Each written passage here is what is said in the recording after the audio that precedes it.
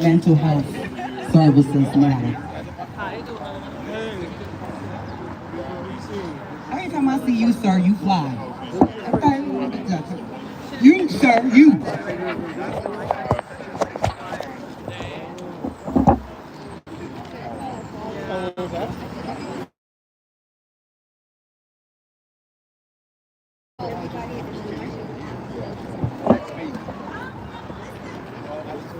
Hey, how's it going?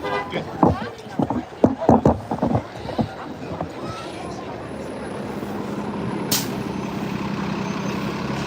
Harlem is not for sale. Harlem is not for sale. Harlem is not for sale. Harlem is not for sale. Harlem is not for sale. Hey, I didn't even see you. nice to see you. Same here. Al's on his way. Okay, great. We just finished the meeting. On today, Okay. we're gathered here to let everybody know that Harlem is not for sale. Amen. Doesn't matter how much money comes through here, people live here. And the people who live here ought to have the right to continue to stay here if they so desire. So on today, the New York Interfaith Commission for Housing Equality, along with other community leaders and other faith-based organizations, are here today to let the city know that you have the money to afford affordable housing. It should not only be for those who earn over $70,000. The minimum wage workers who earn between $35,000 and $65,000 ought to have a place to live in Harlem. They represent 1.5 million New Yorkers. 1.5. Out of that 1.5 million New Yorkers, a third of those people, they earn less than that. So we have to make sure that we have housing for them. It is possible to do. We're going to call upon now Mayor-elect Mondani, who was just elected, to fulfill his promise. The city can do this if they want to do this. So we're here today to ask them to do this. We have several community leaders here, several elected officials here, and several faith-based organizations here. This time, I'd like to call upon my friend and colleague, the great Pastor Merriweather from Mount Olivet Baptist Church here in Harlem, to come and give us a word. Harlem is not for sale. Harlem is not for sale. Harlem is not for sale. Harlem is not for sale. Harlem is not for sale. Harlem is not for sale. Brothers and sisters, we gathered here today to make sure our voices are heard. There are too many families at risk, too many people at risk, and it's just like a slow and leaky tire on a car. If we don't address this now, we're going to look around and see Harlem flat, dilapidated of the people that built the communities that which they deserve to continue to live in the first place. We come here today to also state that Harlem's story is still being written, and we don't want to move out people that have created the culture while moving in people who don't have a respect for our culture. That's right. And so we have to make sure that our voices are clear and our voices are heard. We are asking that the priorities be placed with the people of Harlem. All across throughout many of the boroughs, we see affordable housing being built. But what's being done for Harlem? This is what we're calling for into account today. We have baristas and artists and pastors and leaders who cannot even afford to live in the communities in which they represent. That ain't right. That is not acceptable. The people that make this city go, the people that have built this community, that's built it to a thriving metropolis, we're here to represent their voices. So we have a message. Those that have the responsibility, take the responsibility. Put your money where the priority is. If you say your priority is the people of Harlem and the people of New York City. This is what we're asking for. Harlem is not for sale, and we will not sell Harlem out. Harlem is not for Harlem is sale. not for sale. Harlem is not for sale. Harlem is not for sale. Harlem is not for sale. We'd like to call upon now Pastor Dudley Francois of My Gen Church here in Harlem. Come on, Pastor. Pastor Dudley Francois. Give us the word. Good afternoon, everybody. Because Harlem is not for Harlem is sale. not for sale.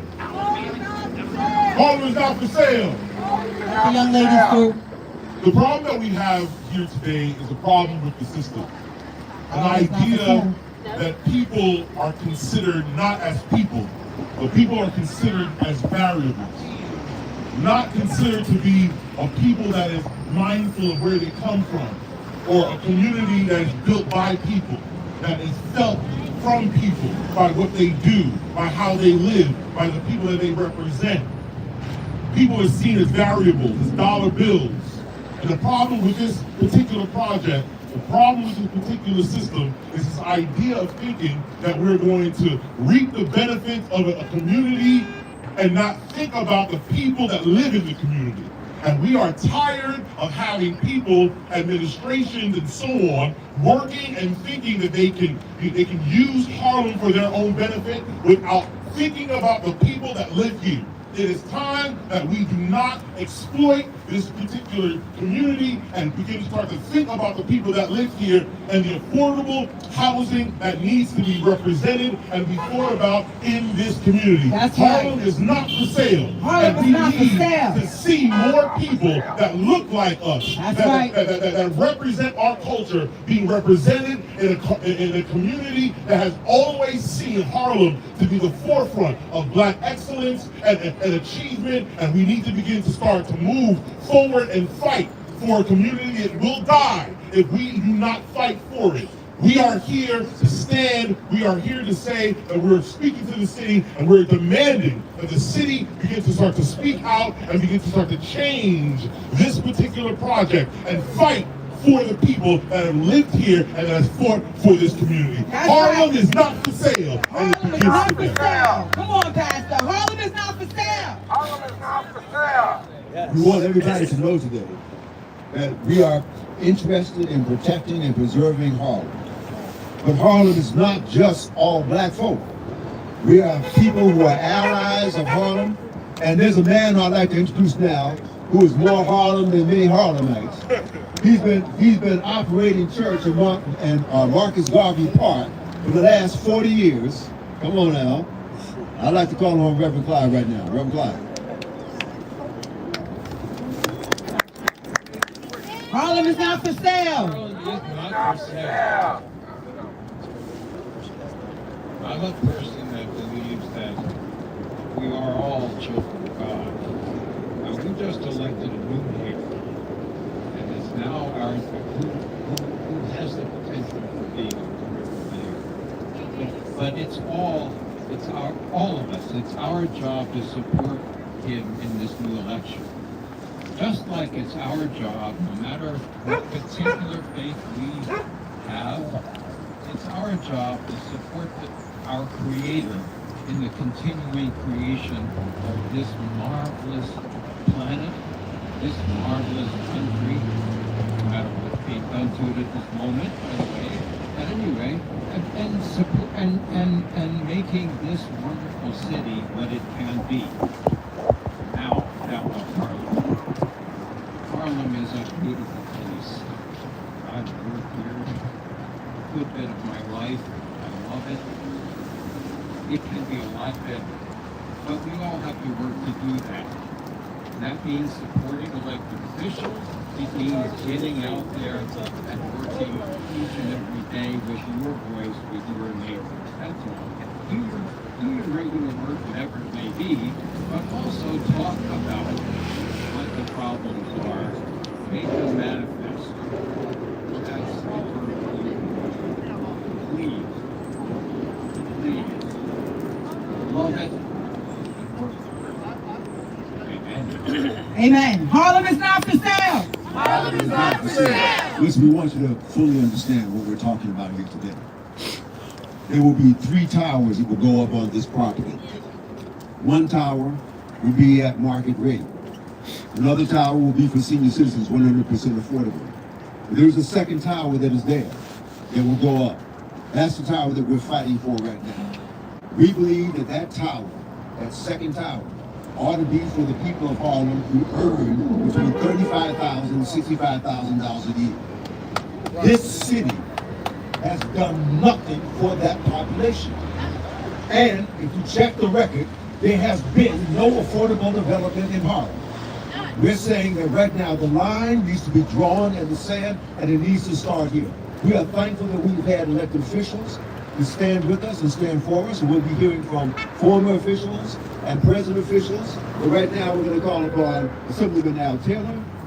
We're going to ask him to give us a word. You can find Harlem is not for sale. Harlem is not for sale. Harlem is not for sale. Harlem is not for sale. Harlem is not for sale. Harlem is not for sale. I am also Reverend Al Taylor, the other Reverend, and I 1,000% stand with you, have from the very beginning, probably 3 years ago when I asked that, why don't we look at bringing more dollars to the table that subsidize, which would keep people from having to leave their neighborhoods. Because we're talking about people that have great jobs, but they have to live in Pennsylvania, they have to live in Connecticut or New Jersey because they can't afford to live in the community they grew up in. I am here, I continue to stand with this community. What's up? Making sure that my voice is here to support. And I want to say almost 3 years ago, and even in this past budget, I asked for $20 million. $20 million that would serve as a subsidy to help maintain affordability for this community. Not people that are coming in, but people that actually live here. And I will continue to fight. And it's going to be like a redundancy here because everybody's saying the same thing. Hopefully they will hear and not only just hear, but react to what they're hearing. And I am continuing to talk to the governor's office about those possible subsidies that can help in the second bill that we're talking about. So thank you for the work that you're doing. Thank you for your advocacy and continue to fight. Thank you very much. God bless you. Let's be clear about something else. Harlem is not for sale. Harlem is not for sale. Harlem is not for sale. Harlem is not for sale. Let's be clear about something else. We talked about he's talking to the governor. We're so glad that the governor came down to Harlem not so long ago and decided to declare that Harlem was a cultural renaissance district. Yes. Oh, that was so sweet. Well, my question for the governor is, Governor, where's the beef? Where's the money? If you truly want Harlem to be preserved, then bring the money to the project so the people can live here. We already knew it was a cultural district. Now do you want to run the culture out of the district? No. Bring the money. Amen. Preach. Amen. I'd like to call upon William Allen. He's the Democratic district leader. Thank you very much. All time for sale. Harlem is not for sale. Boy, let me tell you, we have to continue this battle. It's not easy, but we're getting smarter and smarter. We're bringing more people to the table. And as we keep this issue present, then what happens here over in history is going to happen all throughout this community. We've got to make sure that this stuff is done correctly. It's over. Right now here in Harlem, African Americans only make up 41% of the population. We've been moving it left and right every decade. 200,000 black families have left New York City. It's horrible. We're in a crisis. We're in a crisis. Not only is it called gentrification, but it's a crisis. It's the removal of people that have done so much for this community and for the city. So I'm just so happy also to see the young people out and those who've been in this battle a long time. I hate to tell you, it's not going to end. We got to constantly stay at the table. We got to be at the corner, but we also got to be in the right meetings to make sure that these issues are properly heard. So I want to thank Assemblyman Taylor for being vigilant, and other elected officials that are also stepping up one by one, group by group. But we really need everybody. Everybody's needed in this battle. No one should be left out. We need everybody to be on the same page. At the end of the day, if we're not on the same page, none of us are going to be here. So thank you very much for all your hard work. All the civic groups that are out here today. I want to thank the media. Particularly, I see the black media too, the New York Amsterdam News. So thank you for being here because the black press is also under attack. When I was a kid, we had like 14 black newspapers, and I think we just have one now, right? We used to have Big Red, Long live Amsterdam. New York Voice, Amsterdam News. I mean, we had a plethora of publications. So now the information is also not getting out to the older population of our community. So as young people, I know you're getting it through TikTok and all this other kind of stuff, but some of the elders, they're not getting it. So we got to find a way of making sure that our elders are also getting the information as best we can, so they can also be a part of this protest and making sure that we can reclaim our community. So thank you so much. Thank you, Pastor. I'd like to call upon Christian Richardson Jordan, who's been a stalwart on this project, who's fought long and hard on this project. We want to thank him because we want to thank him. We want to thank you publicly because this would have gone up, except for the fact that you said no. When you said no, that cost you your seat, but you kept your integrity. Come on now. Cost you your seat, but you kept your integrity. Harlem is not for sale. Harlem is not for sale. Harlem is not for sale. Harlem is not for sale. I just want to say before this young queen talks that when she was the first queer black councilwoman of Central Harlem, and a little old community-based organization like Parents Supporting Parents New York came to her and said, hey, they got this new project that they trying to do on Lenox, a luxury building, and it's not for us. Since that day, this young lady right here has been fighting for real affordability. I'm talking about affordability for us low-income folks, okay? I'm talking about affordability for our senior citizens and our disabled people and our people who live on Social Security and disability. We never talk about them. And I don't like that. And when we don't talk about them, we're talking about the heart of Harlem. And we take care of the least of us. Ex-councilwoman? Harlem is not for sale. Harlem is not for sale. Harlem is not for sale. Harlem is not for sale. So I'm happy to be here. I want to correct the record on a few things, but first I just want to say thank you to those who are organizing this and continuing the fight. I'm so excited. Defend Harlem. I am so excited that people are still fighting around this because housing is the biggest issue in our community. It's a human right. Housing is a human right and is the biggest issue in our community. And you know what? It was not that around the seat.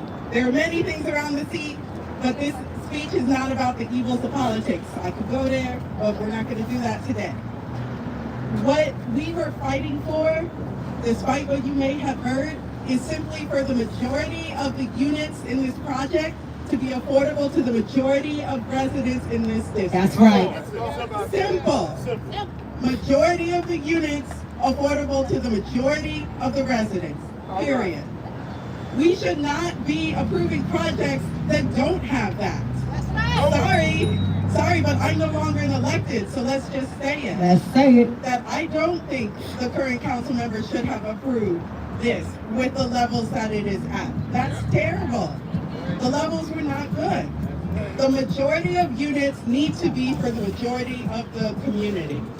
Harlem is not for sale. Harlem is not for sale. Harlem is not for sale. Harlem is not for sale.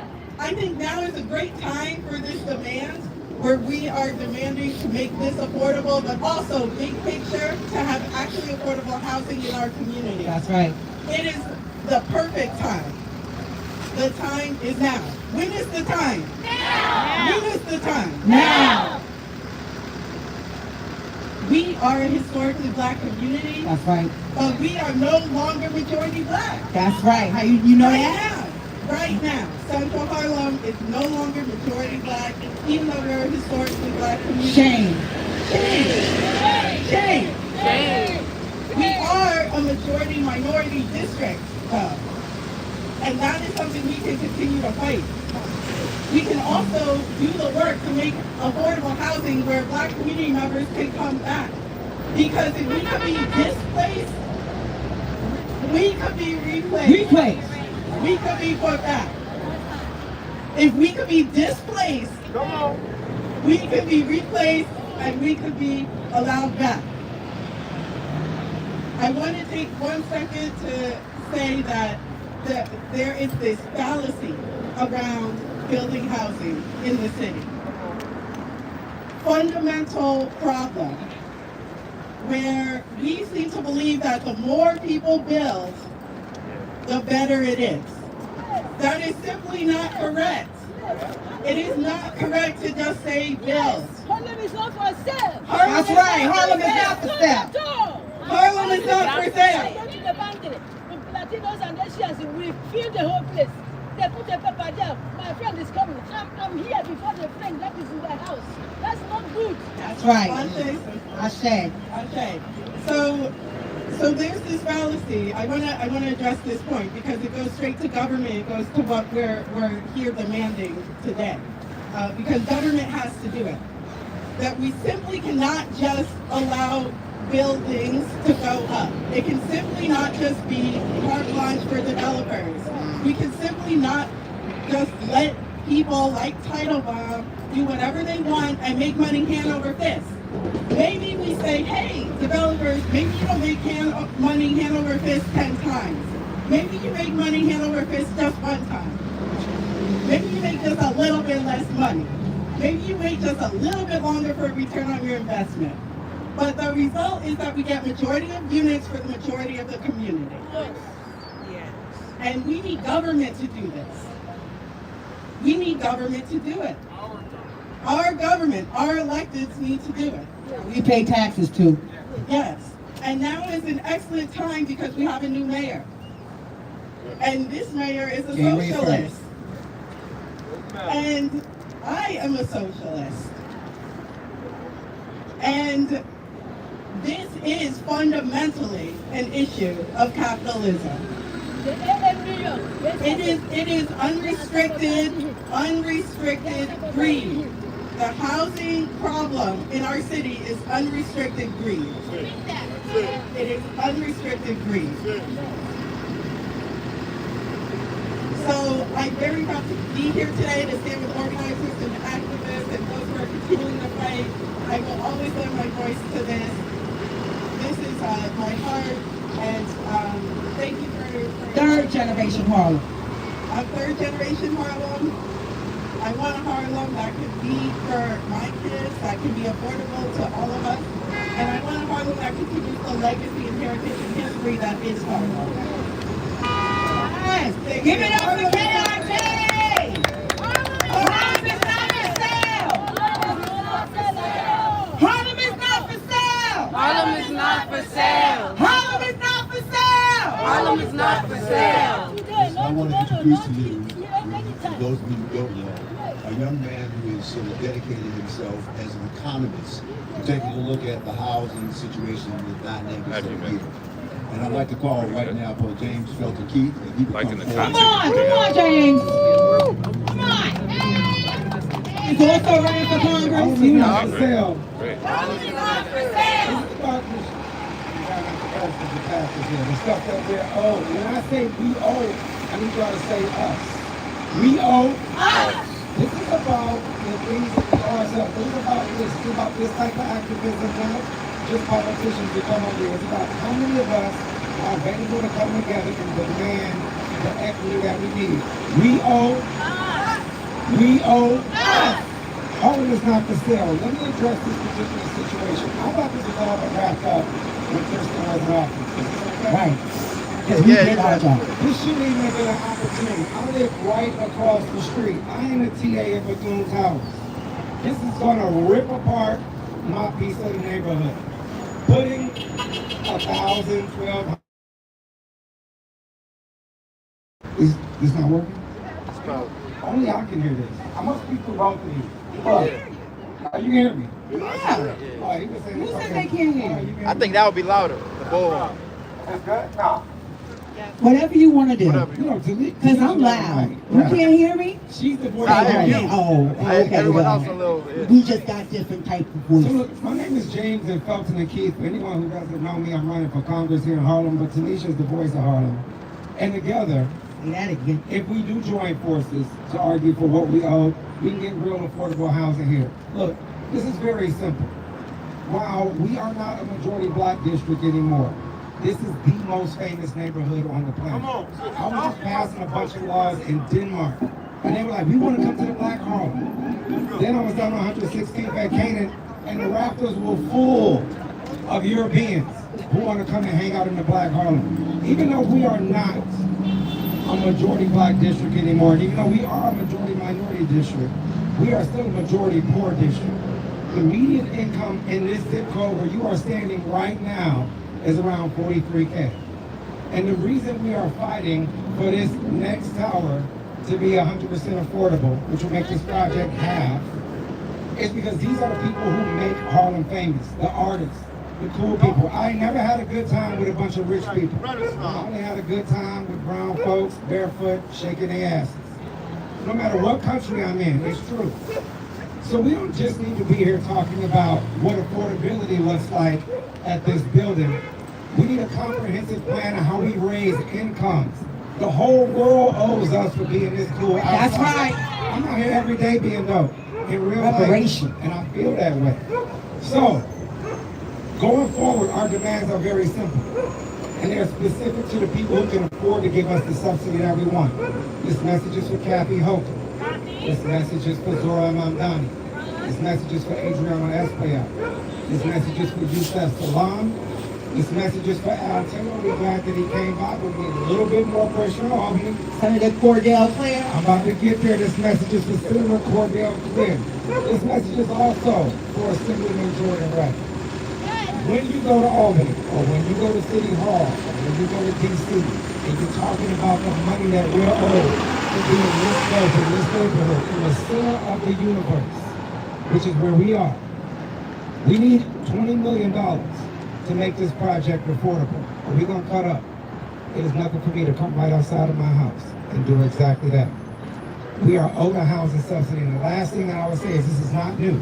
We normally do this every 20 years. We did it in the 20s, we did it in the 40s, we did it in the 80s, and I've been here since the 80s. I've been here for 44 years, and we ain't had no subsidy for working people. We missed 2 cycles. We should have built thousands of units in the 2000s and a couple years ago. Yeah, and it is Charlie's fault.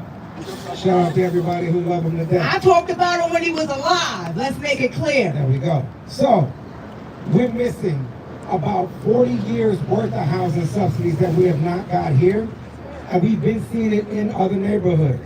We demand some respect. When everyone comes up here and act like they love black people, and they love Harlem, and they love poor people, and they love cool people, we need some money. We don't want to just name subway stations after Malcolm X.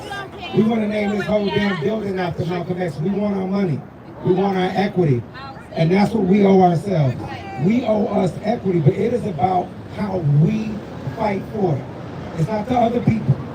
It's not them. It's us. We have not been coming outside. We should be embarrassed. If we let them break ground on here and we're not back outside, we should be embarrassed.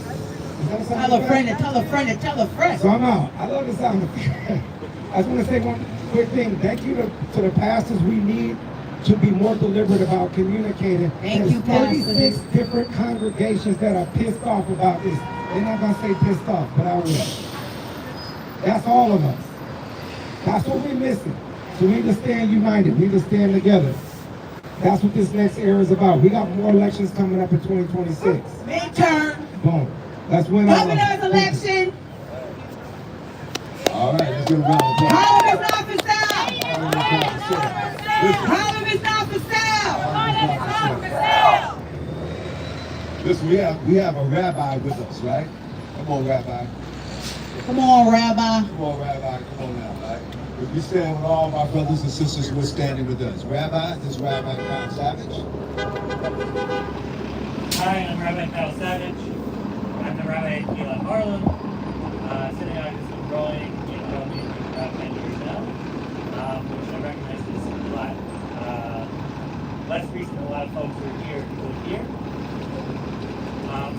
And I'm here to represent not just the neighbor, but as the rabbi of the community, the Jewish community, that cares deeply about housing affordability and about the housing crisis that's happening in New York City and Harlem.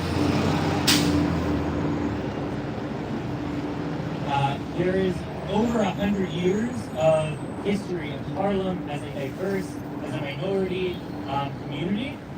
There's over 100 years of Black history here in Harlem. There's also over 100 years of Jewish history in Harlem. You can look around at a lot of the churches and get beneath the stars on the buildings.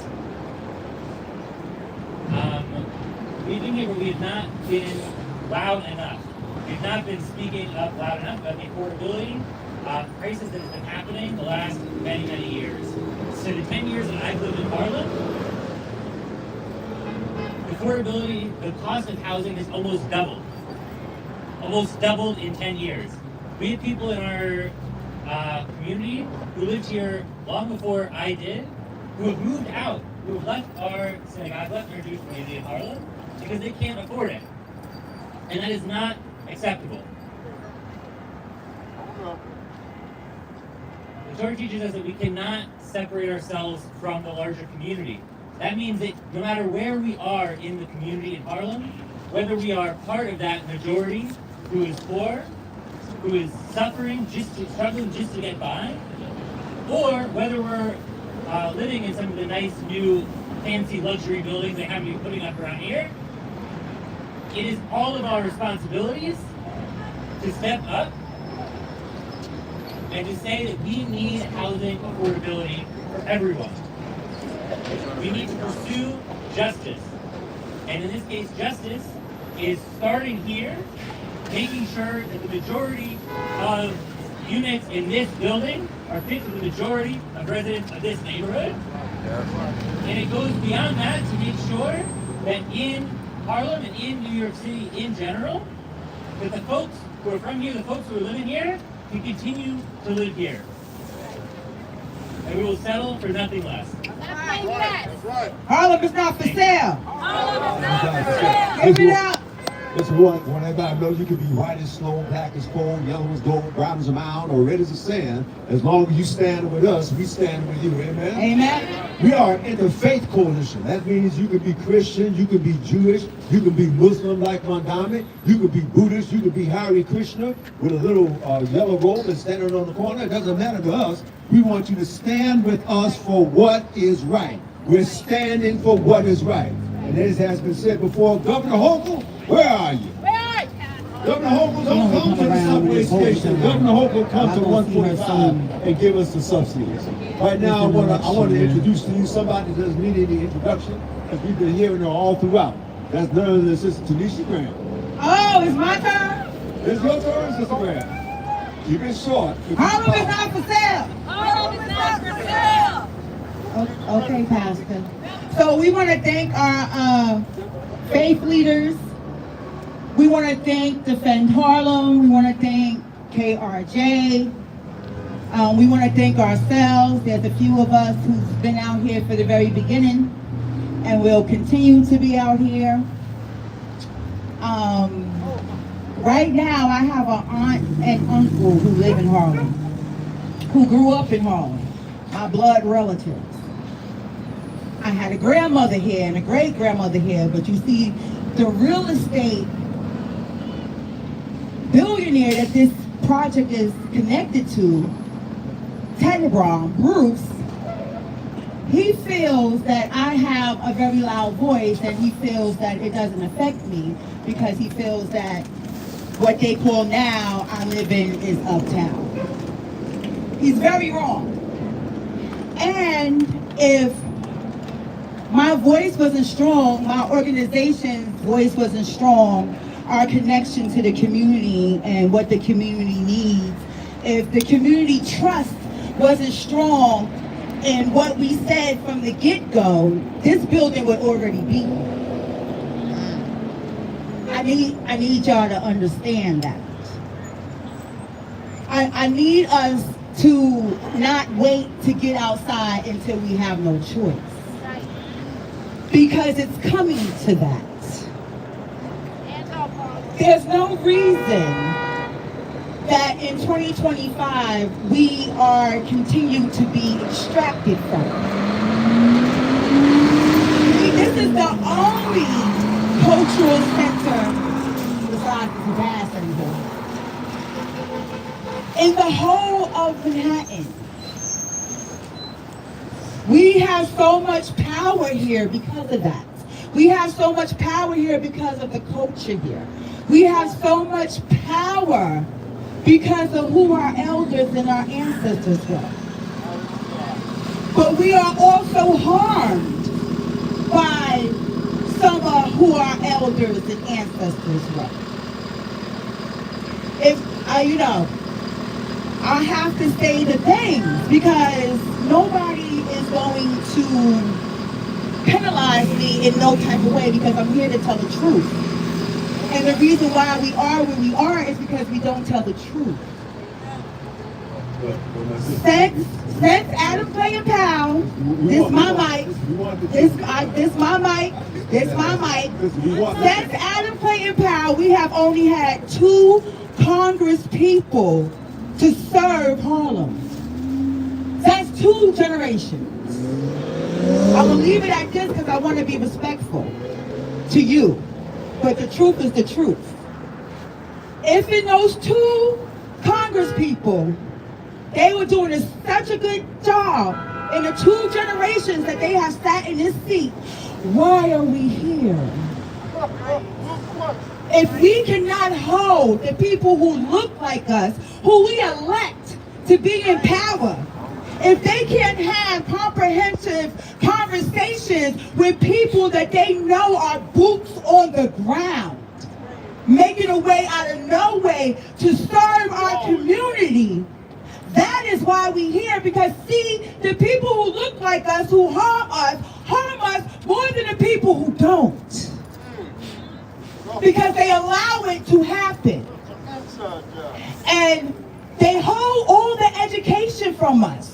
So Tanisha Grant, Executive Director of Parent Support in Parents New York. Tanisha Grant, Second Vice Chair of Community Board 12. Tanisha Grant, a recipient of the President's Volunteer Lifetime Award, is here to tell the truth, and I am accountable to my community. Like the elected officials and the community board and us are accountable to each other. So there's no reason why there's not a lot of people out here. There's no reason why people are riding past and walking past and rolling past, not understanding that we're fighting for them. We're fighting for their homes. The division in the Black community is literally killing us and helping gentrification and helping billionaire realtor developers who consider Harlem and Washington Heights prime real estate. So tell a friend to tell a friend, because I've been here for the last 4 years.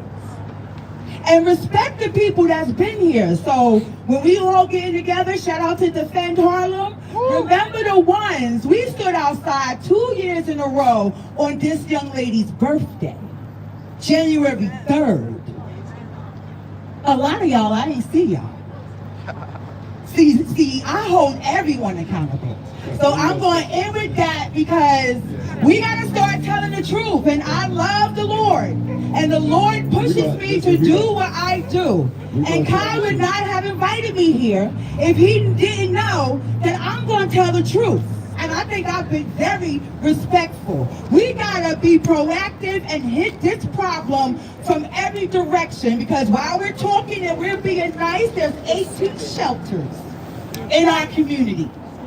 And they want to build more instead of real affordable housing. And when you talk about the working people, don't forget the people who live on things less than the working people, the working poor. Include all of us, because there's more of us than they are them. I am Tanisha Grant, and I love y'all all. All right, let's hear for Tanisha Grant. Listen, we want to appreciate what Tanisha has said. The fact of the matter is this: that where we are right now, if we don't stand together and fight together, then this fight is lost. Now, history is history. But you know what history is? History is right now. History is the decision that you make today. History is what you decide to do from this point. So, while we've had people who have been on the battlefield, and we respect what they've done on the battlefield. Amen? I said we respect what they've done on the battlefield. Isn't that right? But now we got to keep fighting this battle.